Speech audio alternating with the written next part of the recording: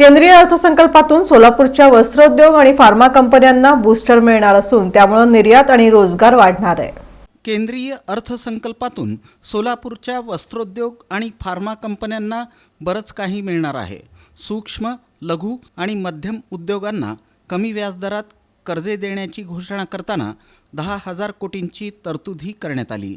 त्याचा सोलापूरच्या 600 यंत्रमाग कारखानदारांना लाभ मिळू शकेल। त्याहून महत्त्वाचं म्हणजे प्रथमच टेक्स इको ही वस्त्रोद्योगातील नवीन संकल्पना मांडली। अर्थातच पर्यावरणपूरक वस्त्रोद्योग जी जागतिक बाजारपेठेची गरज आहे, त्यानं सोलापूरच्या वस्त्रोद्योगाला नवीन कलाटणी मिळेल असं यंत्रमागधारकांनी सांगितलं। निर्यातदारांना क्रेडिट गॅरंटी स्कीम लागू करण्याची घोषणा झाली।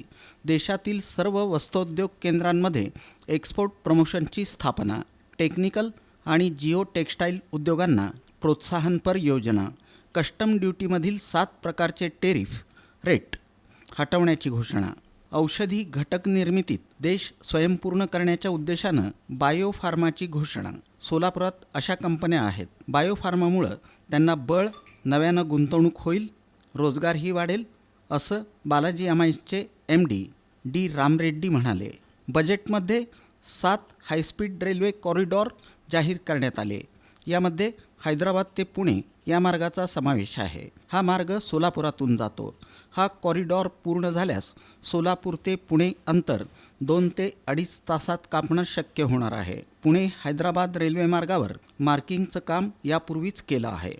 आता कामाला वेग येईल। या रेल्वेचा वेग प्रति तास 200 ते 250 किलोमीटर असणार आहे। यामुळं पुण्याला 4.5 ऐवजी 2 ते 2.5 तासात पोहोचता येईल। सोलापूर ते हैदराबाद हे 335 किलोमीटरचं अंतर 3 ते 4 तासात कापता येणार आहे। अमृत योजनेअंतर्गत राज्यात यापूर्वी काही रेल्वे स्टेशनचा विकास करण्यात आला। त्यात सोलापूरसह 11 रेल्वे स्टेशन्सचा समावेश आहे। यासाठी 120 कोटी रुपयांचा निधी मिळाला आहे। त्याअंतर्गत सोलापूर स्टेशनचं विस्तारीकरण झालं। त्यासाठी अजून निधी मिळू शकेल। त्यातून प्रवासी सुविधा देण्यात येणार असल्याचं सांगण्यात आलं।